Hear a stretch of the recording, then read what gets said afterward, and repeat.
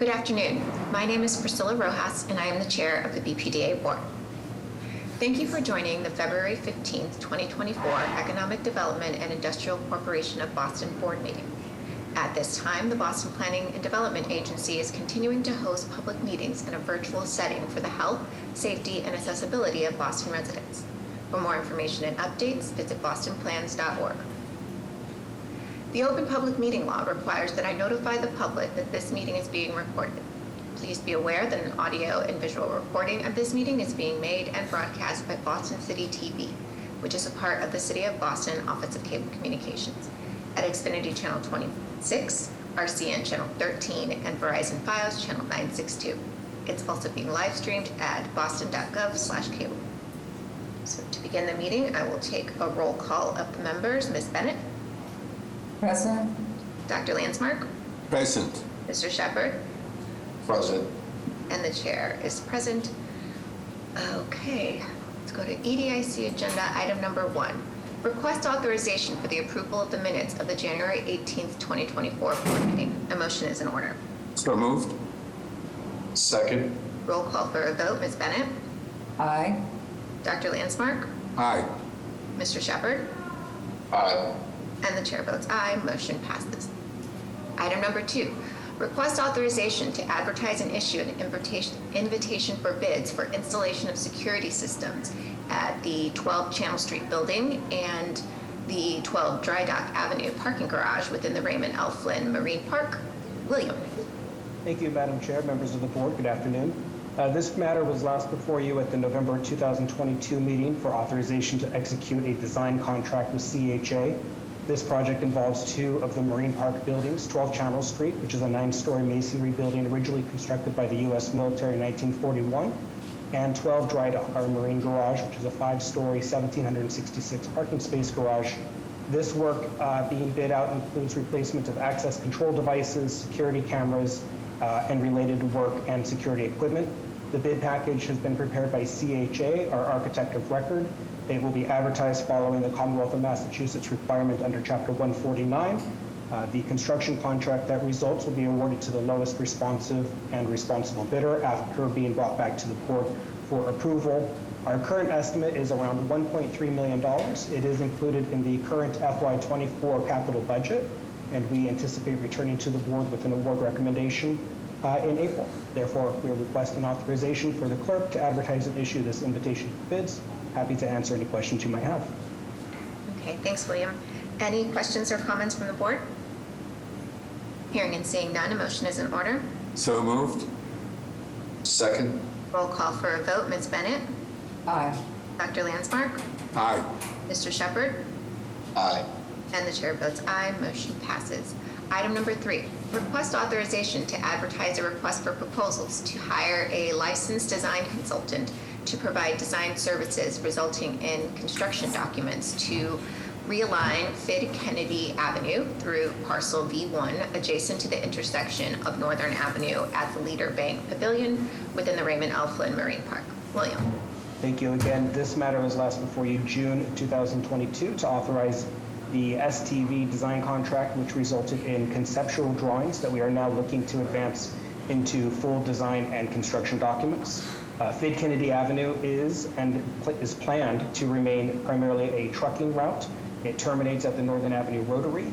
We've had a design effort underway with multiple stakeholders, including Massports, the City of Boston, and our Marine Park tenants, to develop concepts that would realign Fid Kennedy to eliminate a current stop. Trucks are not able to have continuous flow as they round the bend. On Fid Kennedy Avenue, we're looking to smooth out the curve so that we can have continuous truck movement that doesn't have any conflicts with trucks, pedestrians, other vehicles. So this resulting design contract is expected to be around $500,000. It is currently budgeted in the FY24 capital budget. Resulting plans and specs would be prepared in accordance with Chapter 3039M. We would advertise this on the agency's website, all of the bulletin boards, as well as reaching out to disadvantaged businesses, and the engineering contract would be awarded to the top-ranked engineer. So with that, we're requesting authorization for the clerk to advertise this request for proposals to get the engineer. Happy to answer any questions you might have. Great, thank you. Any questions or comments from the board? Hearing and seeing none, a motion is in order. So moved. Second. Roll call for a vote. Ms. Bennett? Aye. Dr. Landsmark? Aye. Mr. Shepherd? Aye. And the chair votes aye. Motion passes. Thank you very much. Thanks, William. Okay, item number 4, request authorization to execute a contract with Premier Mechanical LLC for testing, servicing, and full preventative maintenance of heating, ventilation, and air conditioning systems at 12 Channel Street in the Raymond L. Flynn Marine Park in an amount not to exceed $166,280. Lauren. Thank you. 12 Channel Street is a 9-story masonry building constructed by the U.S. military in 1941 in the South Boston Naval Annex as a storehouse. It is currently utilized as a light industrial manufacturing office and storage building. This building requires regular inspection, testing, servicing, and full preventative maintenance of the heating, ventilation, and air conditioning systems, HVAC. As previously authorized by the board, bids for the HVAC services were publicly solicited pursuant to Mass General Law, Chapter 30B. This opportunity was advertised with local newspapers, on the BPDA's website, the statewide Combi's system, and on the State Goods and Services Bulletin. Affirmative marketing to small, local, and diverse businesses was done through neighborhood and multilingual publications. Premier Mechanical LLC has been determined to be the responsible and responsive bidder with the lowest total bid price for the proposed contract. The annual amount of the HVAC contract is $166,280, and the contract term will be for 1 year with 2 one-year options to renew. I'm happy to answer any questions. Thank you. Any questions or comments from the board? Hearing and seeing none, a motion is in order. So moved. Second. Roll call for a vote. Ms. Bennett? Aye. Dr. Landsmark? Aye. Mr. Shepherd? Aye. And the chair votes aye. Motion passes. Thanks, Lauren. Thank you. Okay, item number 5. This is an informational session. We have the FY24 Q2 Finance Update. Tim. Good afternoon, Madam Chair, members of the board, Director Jemison, Madam Secretary, members of the audience. I'm Tim Mathis, serving as the Interim Director of Finance for the BPDA. Thank you for allowing me this time. Next slide, please. First, I will provide an update on our current activity with our equitable procurement plan. Next slide. We continue to measure our performance against the results of our 2020 disparity study. When that study was conducted, the BPDA had about $800,000 in active contracts with minority-owned firms, representing 1.5% of its portfolio. Today, we stand at $2.1 million, or 4.4% of awarded contracts, all of which are valued over $50,000. Non-minority women-owned firms currently represent a significant share at roughly a third of our contract value. Next slide, please. Here we see our procurement activity and engagement over the second quarter. Our supplier diversity team likens this to a funnel analogy where you start at each stage of the procurement process with the goal of executing a contract. Out of 8 solicitations issued over the quarter, 674 vendors were contacted, of which just under half were minority or women-owned firms. 451 individuals and firms downloaded those solicitations from our procurement portal, of which there were 89 unique MWBE firm downloads. Out of the 41 responses or bids submitted for projects during this time period, 39% of those were submitted by MWBE firms. We hope to continue and improve our ability to report on this work. Next slide, please. The next 2 slides will focus on our financial updates. Next slide, please. FY24 has been a good year so far for revenue collection. The top portion of the table compares revenues in the FY24 board-adopted budget with collections midway through the fiscal year. Almost all categories of revenue are on budget or performing better than expected. Our leases are on schedule with certain items like percentage rent driving a surplus. The grant income category budgets for the EDIC to the BRA intercompany grant, which has not occurred yet this fiscal year, so it leads to a slightly lower income number than expected and projected. OWD is having a healthy start to this year, and this grant income is used to offset the contractual service line on the expense side of things. Our parking revenue is slightly under budget, but we expect a strong start strong second half of the year, and seasonality of these revenues tend to bounce back towards the end of the budget. Our interest income is one item that has exceeded the initial budget at $1.8 million thus far. We will continue to monitor and report on revenue throughout the fiscal year. Moving to the lower portion of the table, we take a look at expenditure trends at the mid-year point. Spending on personnel and fringe benefits are right on budget. For administrative expenses, contractual services, and property management expenses, we're seeing a slightly lower spend compared with budget. But with OWD grants, our work order contracts, and property upkeep, we anticipate ending the fiscal year close to budget. Next slide, please. And finally, we take a look at our construction activity. The BPDA assets are in need of significant investment, and our staff in the capital construction department continue to make progress on these priorities. We currently have a total project pipeline of $78 million from initiating the procurement process to active contracts. Out of that figure, we have $12.7 million in projects currently underway.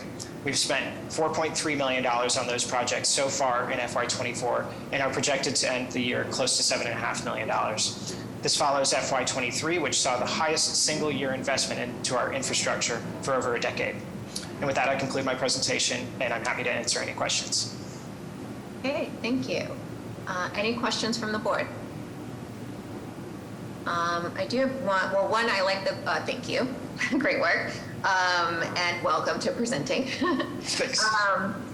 I really like that funnel slide and analogy, that was really helpful, and then just the visual was really helpful to be able to interpret, right, what those numbers mean, so I appreciate that. And this one you don't have to have an answer for, but I saw that you mentioned that we were over. We got more revenue than we expected from our, what was it, interest income? Correct. Yeah, so just curious, like, and I know I've read this before, but what does our investment portfolio look like? Sure. So this board passed an investment or cash investment policy in 2020 that largely mirrors the city. We're invested in treasury bills, CDs, and those have been having rates close to 5% over the last year. That might not continue going much further going forward, but so we're closely monitoring that and in conversations with our advisors as well. Great. Thank you. Any other questions or comments from the board? Yes, Madam Chair, thanks. Just on the equitable procurement piece, does the BPDA follow? Is it joined with the city in their efforts, or does it sort of operate independently with respect to that? And do you have goals going forward around that work? Sure, good question. This board adopted an equitable procurement policy, I believe also in 2020, based on a disparity study that we conducted. In some respects, our work exceeds, or our thresholds exceed what the city does for projects valued at between $25,000 to $50,000, for example. We ask project managers to seek 7 quotes. That goes above and beyond the minimum requirements. So we're in ongoing conversations right now as we're transitioning our procurement activity at a certain point to the city to compare our practices with theirs and see what aligns and see what best practices we can both learn from each other. Thanks, Tim. Okay, great. Any further questions or comments? Hearing and seeing none, a motion is in order. So moved. Second. Roll call for a vote. Ms. Bennett? Aye. Dr. Landsmark? Aye. Mr. Shepherd? Aye. And the chair votes aye. Motion passes. Thanks, Tim. Thanks. Madam Chair, I didn't grab you in enough time, but that actually was just an informational. Oh, sorry. Oh. Probably doesn't matter, there's no vote. Yeah, but it doesn't. Sorry, It you were in the doesn't. middle of doing it and I didn't want to interrupt you, sorry about that. We're just, so there's extra voting going on, but we all accept it. Great. So item number 6, personnel. Michael? Thank you, Madam Chair, members of the board, Madam Secretary and Director Jemison. We have a number of items for your consideration on the EDIC agenda with exact details included in the board memos. We have 4 appointments: in the Director's Office, Zach Bloomer, Assistant to the Chief of Planning; in the Urban Design Department, Yingu Pan, Urban Designer 1; in the Research Department, Nicholas DeMello, Research Assistant; and in the Human Resources Department, Joyce Jin, Human Resources Generalist, Payroll Specialist. We have 2 contracts: in the Office of Workforce Development, Catherine Sullivan and Eddie Montgomery. We have 1 internship/co-op in the Office of General Counsel, Margaret Cotter. We also have 2 status changes in the Office of Workforce Development: Joe Rowell from Workforce Development Manager to Senior Manager for Recruitment and Policy, and Joseph Lee from the Interim Chief of Staff Worker Empowerment Cabinet to Chief of Staff Workers Empowerment Cabinet. We have 11 out-of-state travel requests. And finally, we have 1 departure in the Real Estate Department: Jonathan Short, Senior Real Estate Development Officer. Thank you. That's it. Okay, thanks so much, and thank you to Jonathan for everything that you've contributed, and a warm welcome to our new hires, and congratulations to all those status changes. It's exciting. So that was the last item. I need a motion to adjourn this meeting. So moved. Second. Ms. Bennett? Oh, sorry. Roll call for a vote. Ms. Bennett? Aye. Okay, Dr. Landsmark? Aye. Mr. Shepherd? Aye. And the chair votes aye. Motion passes. Meeting adjourned. Now moving on to the Boston Redevelopment Authority meeting. So thank you for joining the February 15th, 2024 Boston Redevelopment Authority board meeting. At this time, the Boston Planning and Development Agency is continuing to host public meetings in a virtual setting for the health, safety, and accessibility of Boston residents. For more information and updates, visit bostonplans.org. The Open Public Meeting Law requires that I notify the public that this meeting is being recorded. Please be aware that an audio and visual recording of this meeting is being made and broadcast by Boston City TV, which is a part of the City of Boston Office of Cable Communications, at Xfinity Channel 26, RCN Channel 13, and Verizon Fios Channel 962. It's also being live streamed at boston.gov/cable. So to begin the meetings, I will take a roll call of each member. Ms. Bennett. Present. Dr. Landsmark. Present. Mr. Shepherd. Present. And the chair is present. Okay. Agenda item number 1. Request authorization for the approval of the minutes of the January 18th, 2024 board meeting. A motion is in order. So moved. Second. Roll call for a vote. Ms. Bennett. Aye. Dr. Landsmark. Aye. Mr. Shepherd. Aye. And the chair votes aye. Motion passes. Item number 2. Request authorization to schedule a public hearing on March 14th, 2024 at 5:30 p.m. or at a time and date to be determined by the director to consider the proposed Third Amendment to the Harvard-Longwood 2018 to 2023 Institutional Master Plan to modify the dimensional characteristics of one of the building addition projects. A motion is in order. So moved. Second. Roll call for a vote. Ms. Bennett. Aye. Dr. Landsmark. Aye. Mr. Shepherd. Aye. And the chair votes aye. Motion passes. Item number 3.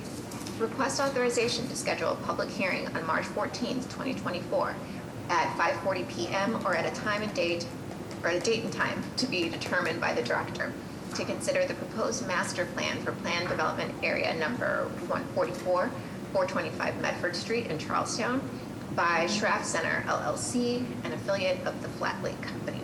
A motion is in order. So moved. Second.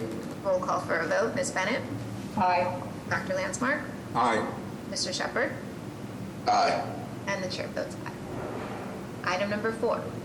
Request authorization to schedule a public hearing on March 14th, 2024 at 5:50 p.m. or at a time and date to be determined by the director to consider the proposed development plan for planned development area number 152, 66 Cambridge Street in Charlestown, and to consider the 66 Cambridge Street project as a development impact project.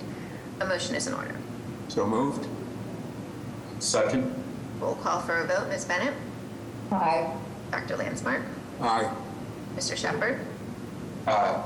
And the chair votes aye. Motion passes. So we're at item number 5. Dr. Landsmark?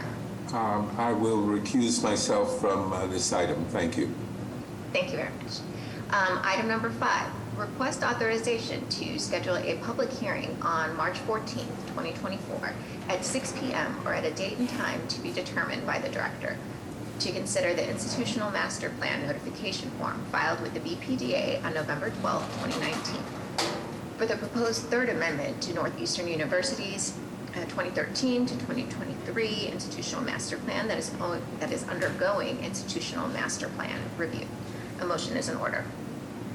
So moved. Second. Roll call for a vote. Ms. Bennett? Aye. Mr. Shepherd? Aye. And the chair votes aye. Motion passes. Thank you. All right. Item number 6. Request authorization to schedule a public hearing on March 14th, 2024 at 6:10 p.m. or at a date and time to be determined by the director to consider the 1033 through 1055 Washington Street project as a development impact project and the proposed development plan for planned development area number 150, 1033 and 1055 Washington Street in the south end. A motion is in order. So moved. Second. Roll call for a vote. Ms. Bennett? Aye. Dr. Landsmark? Aye. Mr. Shepherd? Aye. And the chair votes aye. Motion passes. Sorry. I just choked on air. Okay. Item number 7.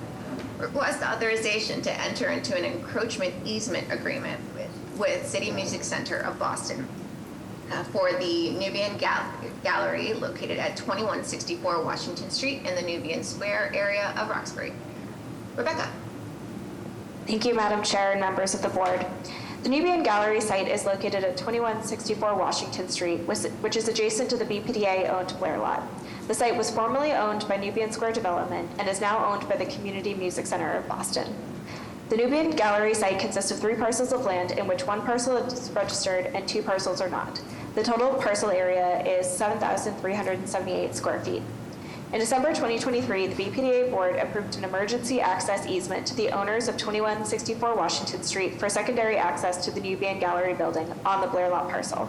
CMCB is now seeking an encroachment easement for a portion of the Nubian Gallery building that is encroaching on the Blair Lot parcel. The area of building encroachment is approximately 185 square feet on the west side of the Nubian Gallery building and approximately 193 square feet on the east side of the building. The proposed easement would enable the encroaching improvements to remain and allow access to repair and use the portions of the building within the encroachment area. BPDA staff have determined that the encroachment area does not interfere with the development of the Nubian Square Residence project on the Blair Lot site. Therefore, staff are recommending that the BPDA board authorize an encroachment easement to CMCB for approximately 400 square feet of land adjacent to the Nubian Gallery on Blair Lot. Thank you, and I'm happy to answer any questions. Okay, thank you. Any questions or comments from the board? Hearing and seeing none, a motion is in order. So moved. Second. Roll call for a vote. Ms. Bennett? Aye. Dr. Landsmark? Aye. Mr. Shepherd? Aye. And the chair votes aye. Motion passes. Thanks, Rebecca. Item number 8. Request authorization to extend the final designation status of Habitat for Humanity Greater Boston, Inc. as developer of 104 Walter Street in Roslindale for 3 months through May 31st, 2024. Natalie. Thank you, Madam Chair and members of the board. In December 2020, the BPDA board approved the acquisition and disposition of 104 and 108 Walter Street in Roslindale to meet the community's goal of preserving open space and creating affordable housing. The BPDA then conveyed 108 Walter Street to the Boston Conservation Commission to permanently preserve the land as a part of the Roslindale Urban Wild. The BPDA issued an RFP in April 2021 for 104 Walter to create 4 affordable homeownership units. Last August, the board tentatively designated Habitat for Humanity Greater Boston for the sale and redevelopment of 104 Walter Street. As previously presented to the board, Habitat's proposal meets community's goals of affordable home ownership and climate resilience and was overwhelmingly supported by the community. All 4 income-restricted homeownership units will be affordable to households with incomes ranging from 50 to 80% AMI. The existing house will be preserved and fully renovated into 2 units, while the other 2 units will be located in a duplex dwelling to be constructed at the rear of the property. The design reflects community preferences by preserving and rehabbing the existing home, and the new building design is complementary and contextual, inspired by the existing barn. With a landscaping plan that buffers the property from the adjacent urban wild at 108 Walter Street, both duplexes are also designed to be Passive House certified and will be 100% electric, will include rooftop solar panels. Habitat's business model is to conduct their own design and construction work, relying heavily on volunteer labor. Habitat's diversity and inclusion strategy focuses on partnerships with local businesses, vocational schools, and colleges for cooperative educational work opportunities on its construction sites, providing training for underrepresented groups in the construction field. Since receiving final designation, Habitat has received most of their financing and also received zoning relief from the Zoning Board of Appeals. In the next 3 months, we will execute the LDA and Affordable Housing Agreement, and Habitat will receive their permits from ISD. Therefore, staff recommends that we move forward with a final designation extension for Habitat for Humanity for 104 Walter Street. Thank you, and I'm happy to answer any questions. Thank you. Do we have any questions or comments from the board? Okay, hearing and seeing none, a motion is in order. So moved. Second. Roll call for a vote. Ms. Bennett? Aye. Dr. Landsmark? Aye. Mr. Shepherd? Aye. And the chair votes aye. Motion passes. Thank you. Okay, item number 9, I am going to recuse myself from and hand the microphone over to Dr. Landsmark. Item number 9, request authorization to execute an amendment to the Article 80 Community Engagement Process Reform Consultant Services Contract with Archipelago Strategies Group, ASG, extend the contract duration by approximately 4 months to June 30th, 2024, and update the service plan to continue community engagement efforts and remove the pilot. Kevin. Thank you, members of the board. I'm happy to talk through this item before you today. The request before you in agenda item number 9 is to authorize the director to execute and deliver an amendment to the Article 80 Community Engagement Process Reform Consultant Services Contract with Archipelago Strategies Group, ASG. This amendment will extend the contract term by approximately 4 months to June 30th, 2024, and update the service plan to continue community engagement efforts and remove the pilot community engagement deliverable from this contract. Next slide, please. As a quick reminder, since this board authorized the consultant contracts related to this work in July of 2023, the project team has been conducting engagement and research with a wide range of stakeholders. We are about halfway through a roughly year-long process to identify draft recommendations for Article 80, and robust outreach will continue in the months ahead to refine the initial ideas collected during Phase 1. This input, it will be essential to develop draft recommendations before preparing to begin implementation later this year. Next slide, please. Engagement is at the core of this project. The project team has completed a first round of engagement, including 3 surveys targeting specific stakeholder groups, reaching a combined 2,500 respondents. The project team has also completed 44 focus groups and workshops, with more planned in the weeks and months ahead. Next slide, please. Our project website has been updated with detailed results about the engagement so far, and there will also be 2 public meetings later this month to share the process so far and collect additional feedback. We are excited to continue these conversations and the engagement about this work. Next slide, please. Which is why we are looking for this amendment. The requested contract amendment before you today allows us to continue the engagement into the spring of this year. There is no fiscal impact from this request. Additional engagement effort will be funded by reallocating the budget within the board-approved contract limit. The budget will be shifted from later tasks into the current engagement task. This change will ensure continued community engagement to share the progress so far and to have more detailed conversations discussing trade-offs and priorities as the team prepares draft recommendations. Thank you, and I'm happy to take any questions. Thank you. Are there any questions or comments from the board? Hearing none, motion is in order. So moved. Do we have a second? Second? Vote is in order. Ms. Bennett? Aye. Mr. Shepherd? Aye. And the acting chair votes aye. The motion passes. Thank you. Moving on to item 10. Oh, I think it's item, yes, I'll go ahead and pick it back up. I'm back. Okay, item number 10. Request authorization to execute an amendment to the Design Visioning Consultant Services with Agency Landscape Plus Planning, LLC, in an amount of $87,500 for a new total contract of $437,500, and to extend the term of the contract through April 5th, 2024. Breeze. Thank you, Madam Chair, members of the board. My name is Breeze Outlaw, and I'm an urban designer in the BPDA Urban Design Department. I'm here on behalf today of the department and Deputy Chief of Urban Design, Diana Fernandez, to request approval to amend the current Design Vision Consultant Service contract with Agency Landscape and Planning in an amount not to exceed $87,500 for a new contract, total amount to $437,500, and extend it to the contract of April 5th, 2024. On December 15th, 2022, the board approved authorization to enter into a contract to develop a vision for Boston that is based on a heterogeneity of Boston's public spaces and built environments, with the development of design strategies and recommendations to advance this vision. On January 10th, 2023, the consultant and BPDA entered into a 9-month contract. On September 15th, 2023, the consultant and BPDA entered into the first amendment to this contract, which extended the term of the contract by 90 days to January 8th of 2024. So far, as part of this contract, the consultant team has produced written and visual content.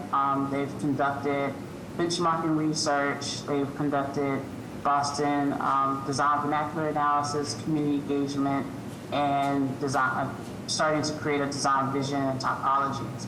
The consultant team is currently working on a roadmap for implementation and next steps, and the final deliverable of a report that will include written and visual content.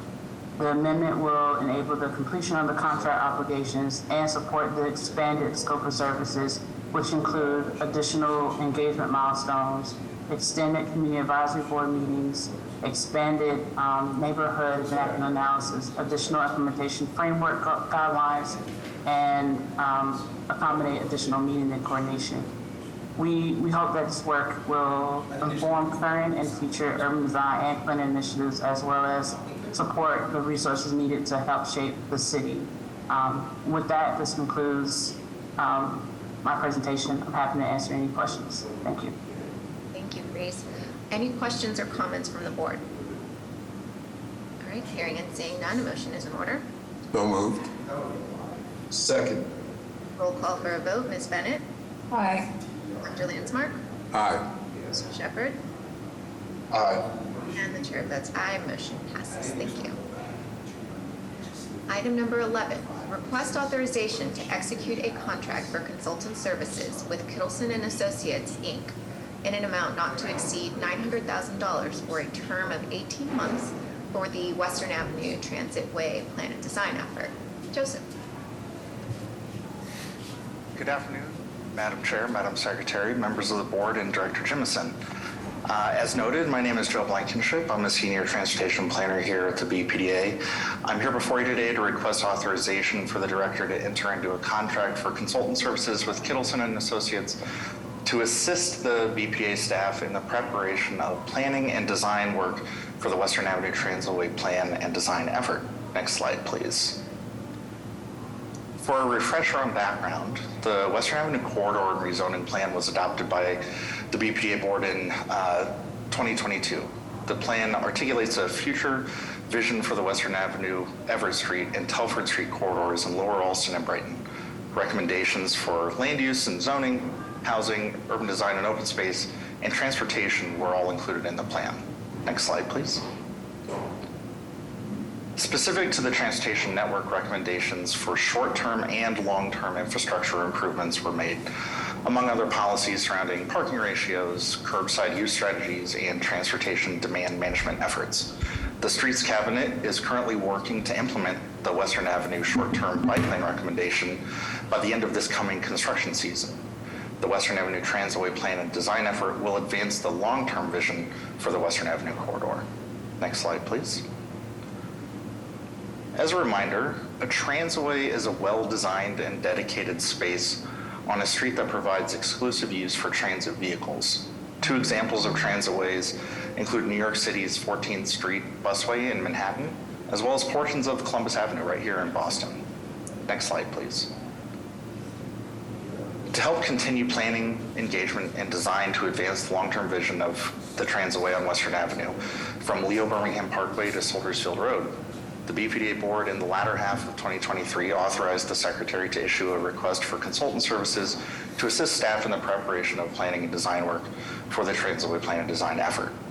The subsequent RFP identified 8 specific tasks to be completed over an estimated 12 to 18-month time period. Next slide, please. Staff worked with Streets Cabinet members and the MBTA to craft and issue the Western Avenue Transway Plan and Design RFP, which was issued in early December of this past year. Kittleson and Associates were the sole respondent, which the selection committee, which was comprised of BPDA transportation and comprehensive planning team members, the Streets Cabinet transit team and active transportation team members, and the MBTA transit priority team, ranked Kittleson and Associates highly advantageous in their response.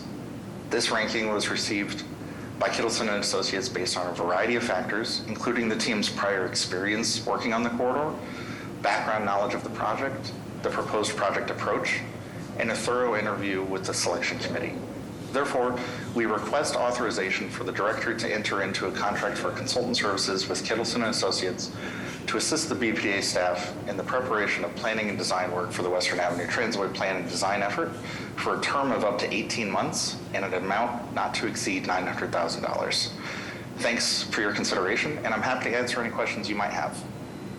Okay. Any questions or comments from the board?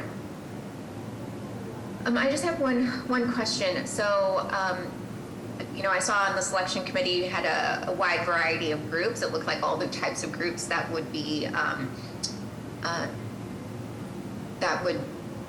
helpful to have in there. What does this look like from a reporting standpoint? So, like, who's like the head manager kind of the project? Is that BPDA? Yeah, that's a great question. The manager of the project will be myself. So I'm in the BPDA transportation team in the planning department. We are looking forward to coordinating with the Streets Cabinet and the T to sort of co-design this project, work on public engagement and outreach.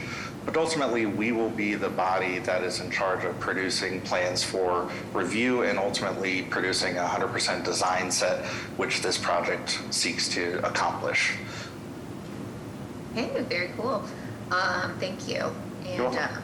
And I learned what a transitway is during this board review. So great. Any other questions or comments from the board? Hearing and seeing none, a motion is in order. So moved. Second. Roll call for a vote. Ms. Bennett? Aye. Mr. Landsmark? Aye. Mr. Shepherd? Aye. And the chair votes aye. Motion passes. Thank you. Thank you. Item number 12, request authorization to issue a certificate of completion for the successful completion of the 250 Center Street project in Jamaica Plain, pursuant to the cooperation agreement by and between the Boston Redevelopment Authority, doing business as the Boston Planning and Development Agency, Jackson Square Partners LLC, and 2050 Center Street Housing LLC, dated June 23rd, 2021. Certificate of completion, so no presentation. A motion is in order. So moved. Second. Roll call for a vote. Ms. Bennett? Aye. Dr. Landsmark? Aye. Mr. Shepherd? Mr. Shepherd? Aye. Okay, there we go. And the chair votes aye, motion passes. Okay, item number 13. Request authorization to issue a certification of completion for the successful renovation of the Zelma Lacey House located at 9 West School Street in Charlestown. Pursuant to a land disposition agreement by and between the Boston Redevelopment Authority, doing business as the Boston Planning and Development Agency, and AHSC Zelma Lacey LLC. Certificate of completion. Motion is in order. A motion is in order. Sorry. So moved. Second. Roll call for a vote. Ms. Bennett? Aye. Dr. Landsmark? Aye. Mr. Shepherd? Aye. And the chair votes aye. Motion passes. Item number 14. Request authorization to issue certificate of completion for the successful completion of the 525 Lincoln Street project in Alston, pursuant to the cooperation agreement by and between the Boston Redevelopment Authority, doing business as the Boston Planning and Development Agency, and AUBP LLC, dated September 17th, 2021. Another certificate of completion, so no presentation. A motion is in order. So moved. Second. Roll call for a vote. Ms. Bennett? Aye. Dr. Landsmark? Aye. Mr. Shepherd? Aye. And the chair votes aye. Motion passes. Item number 15.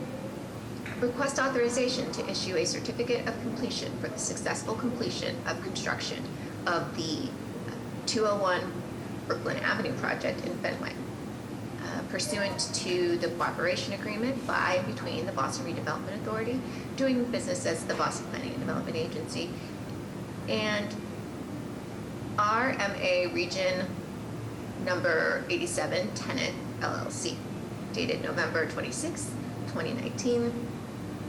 It's another certificate of completion, so a motion is in order. So moved. Second. Call for a vote. Ms. Bennett? Aye. Dr. Landsmark? Aye. Mr. Shepherd? Aye. And the chair votes aye. Motion passes. Okay, there's a lot of completions. Congratulations, everybody. Okay, item number 16.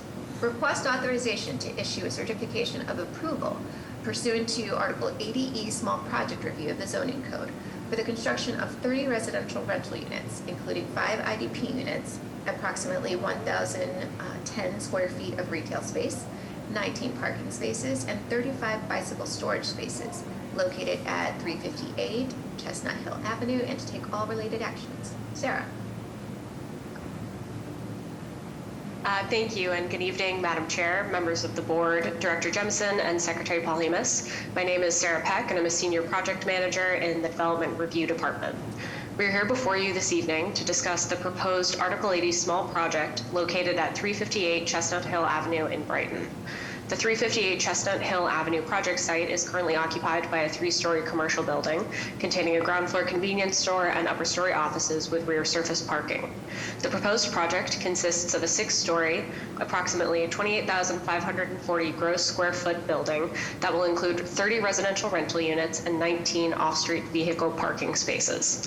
The project will also include an interior bicycle storage room with bicycle parking for residents and visitors, and approximately 1,010 square feet of retail space. The development team filed their small project review application on August 3rd, 2023. The BPDA hosted a virtual public meeting on August 28th of that same year. The public meeting was advertised in the local newspapers, and notice was posted on the BPDA's calendar. The comment period ended on September 15th. At this point, I would like to hand it off to my colleague, Michelle Yee from the Planning Department, to present the planning context for the project, followed by a presentation from the development team. Thank you. Good afternoon, Chair Ross, Secretary Polimus, members of the board, and Director Jemison. My name is Michelle Yee, and I am the BPDA Zoning Compliance Planner assigned to this project. Next slide, please. The proposed project at 358 Chestnut Hill Avenue is located in the Austin Brighton Neighborhood District within a neighborhood shopping sub-district. It is also within the boundaries of the Austin Brighton Needs Assessment, which was approved and adopted by the BPDA board in January 2024. This report assessed the community's assets and needs across Austin Brighton. The proposed project also falls within the Aberdeen Architectural Conservation District, and due to the abutting Chestnut Hill Reservation, it is also subject to a Parks Department review per Ordinance 7.4-11. And next slide, please. The proposed project is compliant with the zoning dimensional setback requirements. During staff review, parking was reduced in order to create additional usable landscape. The project is proposing a transit-oriented multifamily residential building with ground floor retail. This is consistent with the need for accessible and income-restricted housing found in the Austin Brighton Needs Assessment. While historic districts designated by the Landmark Commission lie outside of zoning, consultation from the Aberdeen Architectural Conservation District Commission helped inform a reduction of the height from 7 to 6 stories. After board approval and subsequent zoning board of appeal approval of the required zoning relief, the proposed project will continue design review at the BPDA. And thank you, and now I'll turn it over to the development team to present the project in more detail.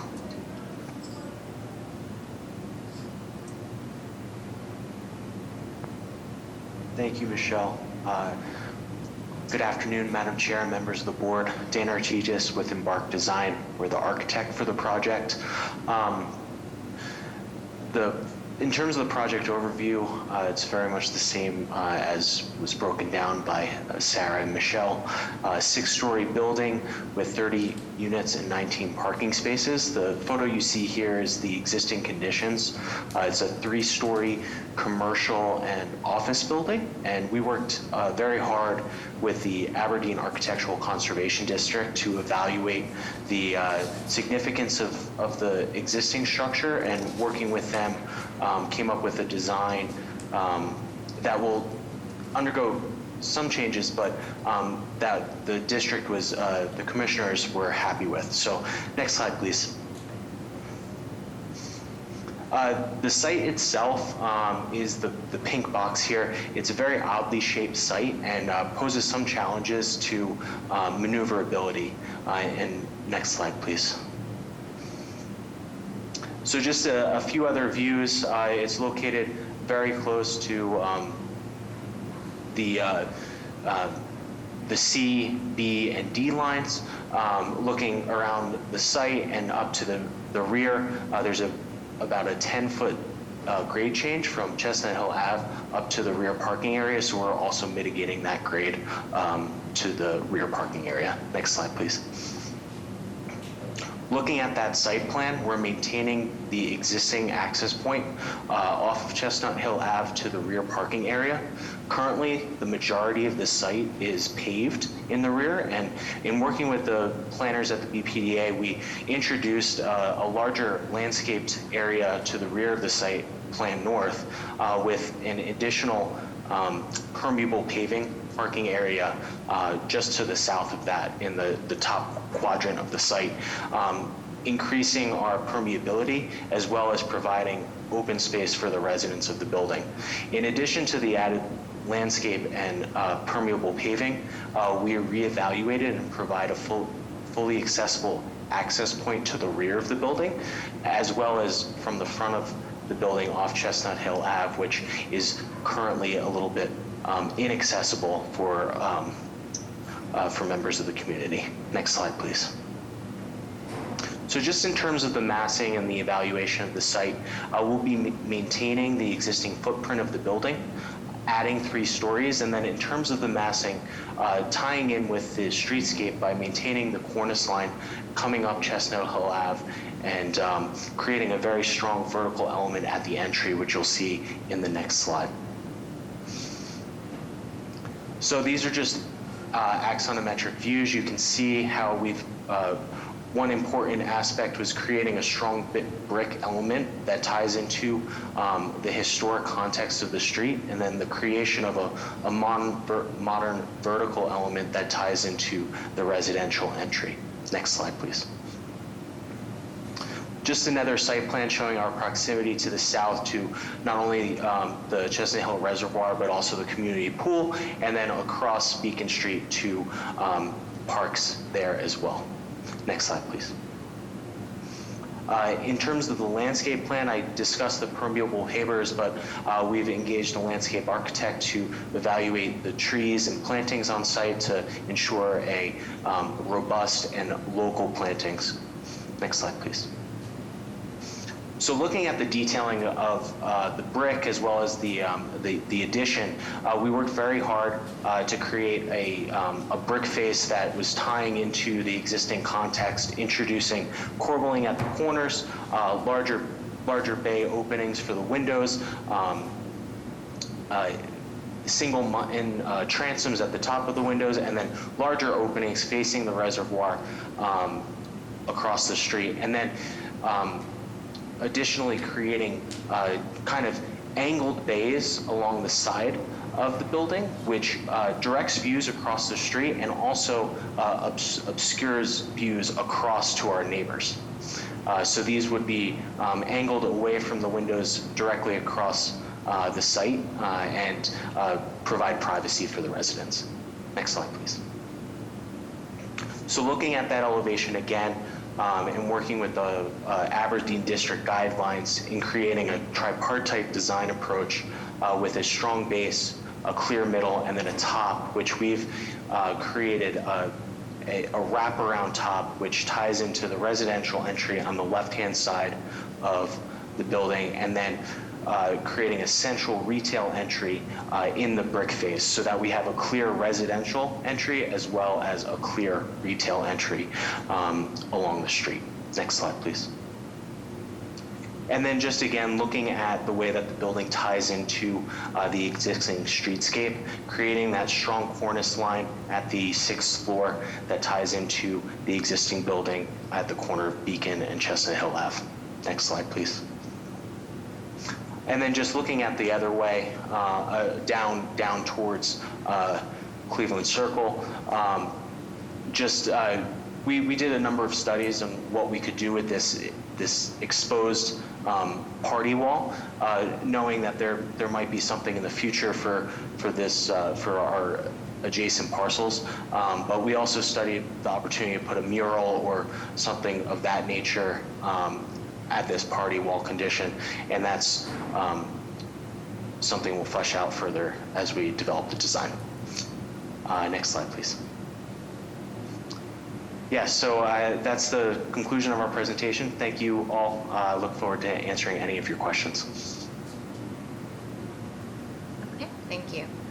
Any questions or comments from the board? So I did have a question, and I'm not sure if you said it or not, but are you just putting stories like on top and on the side of the building, or do you like knock the building down that's there and then like start over? Great question. We looked at a number of different options, but we're proposing to maintain the footprint of the building, but take the building down and then build new. Okay, makes sense. And yeah, I really like that angled window for privacy. I think that's will be appreciated by whoever is living there. Okay. What is a funky site? Oh yeah, very, very much so. I see why you kept with the footprint. So yeah, definitely. Yeah. All right. Any other questions or comment? Hearing and seeing none, a motion is in order. So moved. Second. Roll call for a vote. Ms. Bennett. Aye. Dr. Landsmark. Aye. Mr. Shepherd. Aye. And the chair votes aye. Motion passes. Okay, item number 18 has been removed. We are going to skip over 19 and 20 as those are the public hearings. So, Madam Chair? Yes? You skipped number 17. Oh, I skipped 17. Okay, let's go back to 17. Request authorization to issue a certification of approval pursuant to Article 80E Small Project Review of the Zoning Code for the construction of 38 residential homeownership units, including 6 IDP homeownership units, 29 car parking spaces, and 50 bicycle storage spaces located at 3 Aspinwall Road, and to take all related actions. Quinn.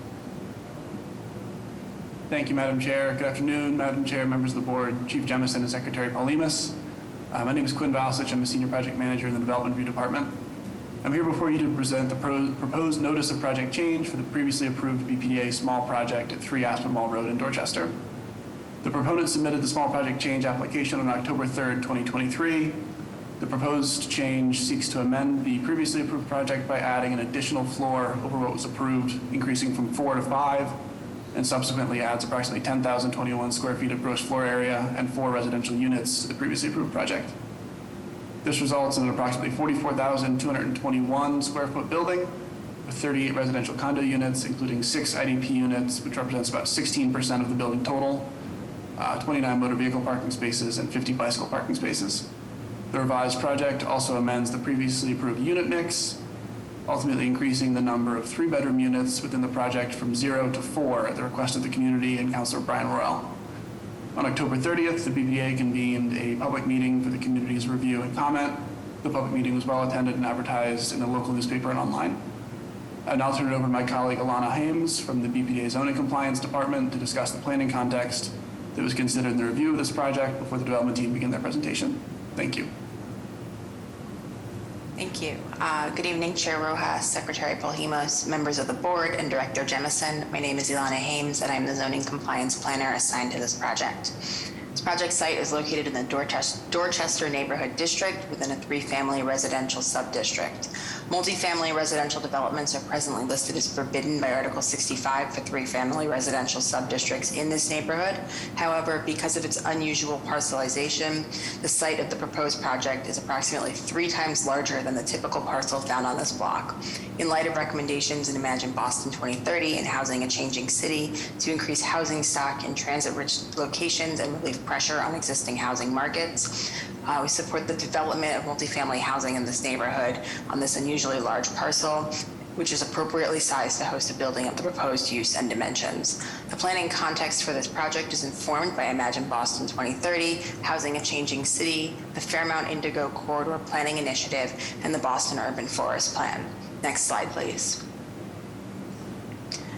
This project is located within the Talbot Avenue Station area, recognized by the Fairmount Indigo Corridor Planning Initiative, board approved in September 2014. This initiative recognizes the Talbot Avenue area of the Fairmount Indigo Corridor as a residential neighborhood with a vibrant Main Street center. The initiative sets forth the goals of strengthening Talbot Ave connections to the Talbot Ave MBTA station, Harambee Park, and Codman Square.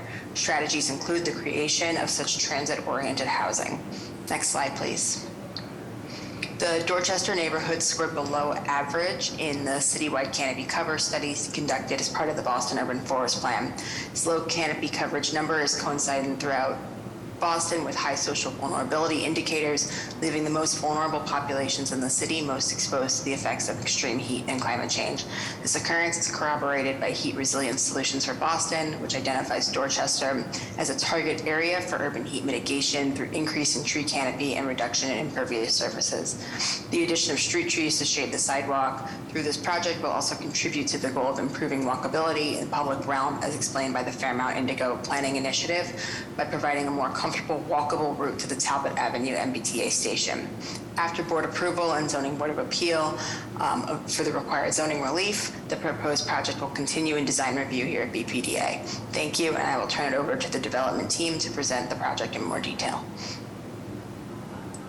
Good afternoon, Director Jemison, Secretary Paulimas, Chair Rojas, and members of the board. My name is Michael Ross. I'm a lawyer at the law firm of Prince Lobel, and with me today is architect Beth McDougall on behalf of our client Solomon Chaudhuri, a Dorchester resident. The plan here, as mentioned, is to add 4 additional units to the previously approved 34-unit project that was approved by this board on August 15th, 2019. While the 4 additional units technically comprise a new partial 5th floor, that was previously a partial 4-story building. The building design has been changed to better fit into the context of the neighborhood. So as a result, the cornice lines and the peaks that previously protruded from the previously approved project and design have been replaced with a mostly flat roof to better fit into the context of the neighborhood, and which lower the overall height of the proposed building. As a result, even with the new partial 5th floor, at the highest point of the building, the difference between the height between the two projects is only 5 feet 3 inches.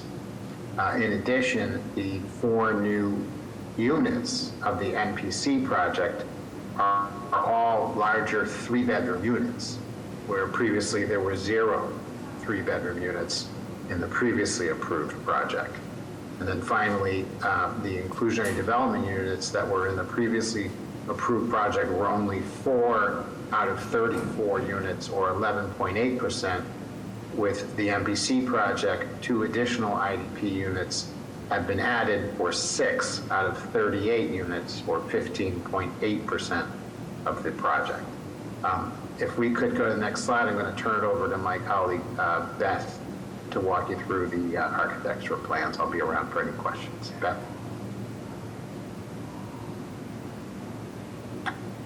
Maybe Quinn, I'm not sure if she was elevated. Oh, there she is. Beth, are you on? I can't hear you. I can see you, though.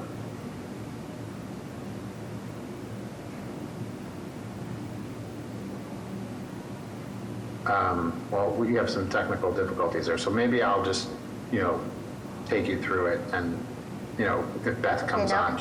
Yeah, we can hear you. Go ahead, Beth. Okay, 1 second. Okay? Yep. Okay. This project is the same exact footprint as it was before. What we have done is we've worked closely with the BPDA in adding the floor to the building. The site plan footprint, like I said, is the same. We've added a lot of street trees along the edge, which works with the city. We've also added canopy trees in the back. And if you look from the left to the right, there are stairs that come up, planters, et cetera, that we'll go through. We were asked to show the section of the lowest point. The site slopes from the right to the left. And so this section that we've showed is at the very left-hand side, showing how the parking garage relates to the plaza above. Next slide, please. In the previous project, there were 29 parking spaces. We have 29 parking spaces. We did not change that. We did increase the bike storage from 33, which is in the previous project, to 50 in the new proposed project. Next slide, please.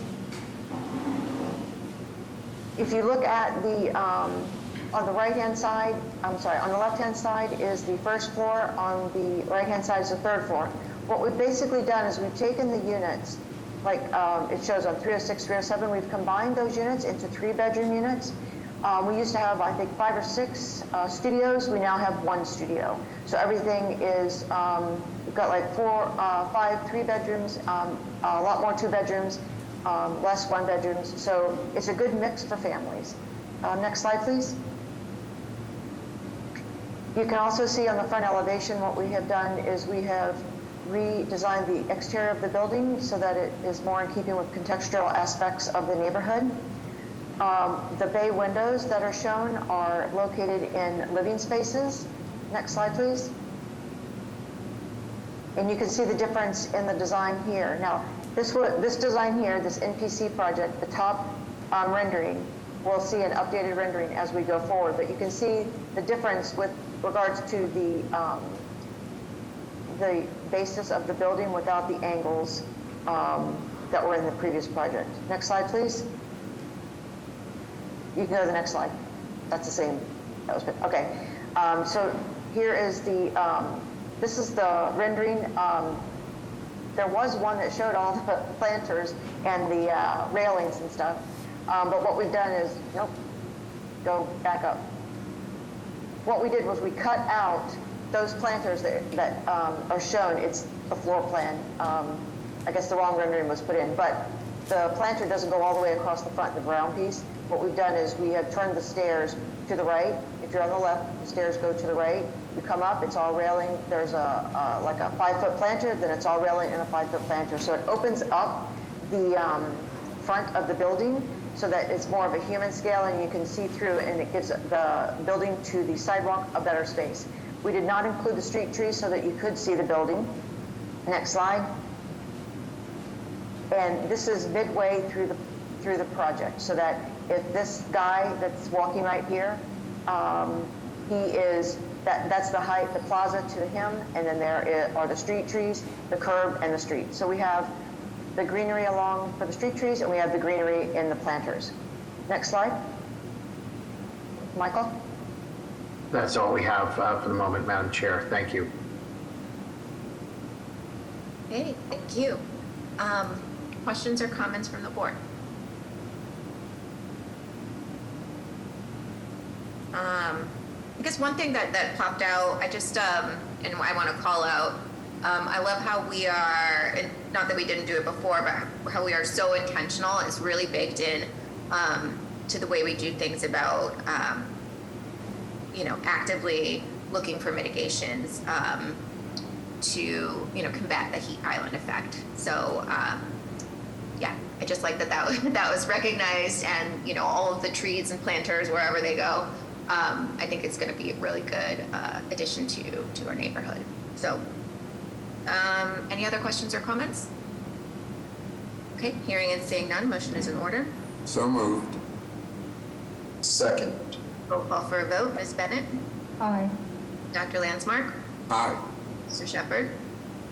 Aye. And the chair votes aye. Motion passes. Okay, so that was 17. Item number 18 has been removed. We are going to skip over 19 and 20 as those are public hearings and we cannot start them yet. Item number 21 was removed as well. So item number 22, personnel. Mike. Thank you, Madam Chair. Members of the board, Madam Secretary and Director Jemison. We have a number of items for your consideration on the BRA agenda with the exact details included in the board memos. We have 2 out-of-state travel requests. We have 5 departures in the Finance Department. Michelle Goldberg, Director of Finance in the Urban Design Department. Kenya Thompson, Urban Designer 2. Yingu Pan, Urban Designer 1. And the Research Department, Nicholas DeMello, Research Assistant. And in the Human Resources Department, Joyce Jin, Human Resources Generalist Payroll Specialist. Thank you. That's it. Okay, thank you very much. Any questions or comments from the board? Hearing and seeing none, a motion is in order. So moved. Second. Roll call for a vote. Ms. Bennett? Aye. Dr. Landsmark? Aye. Mr. Shepherd? Aye. And the chair votes aye. Motion passes. And to our departures, Michelle, Kenya, Joyce, Yingu, and Nicholas, we really appreciate all of your hard work and commitment to the city. So, takes us to number 23, contractual. I need a motion to pay the bills. I move that we pay our bills. The second up. Okay. Roll call for a vote. Ms. Bennett? Aye. Dr. Landsmark? Aye. Mr. Shepherd? Aye. And the chair votes aye. Motion passes. Please pay the bills. And did we want to do director's update now or wait? We'll wait to do that till after. Okay, we'll wait to do that to the end. Okay, so are we just going to take a break until 5:30? Yes. Okay. Okay, yes. So thanks everyone. It is going to be a longer break than usual. We'll see you back here at 5:30 to start the 2 public hearings that we have. So see you soon. Or not that soon, I guess, in an hour. All right.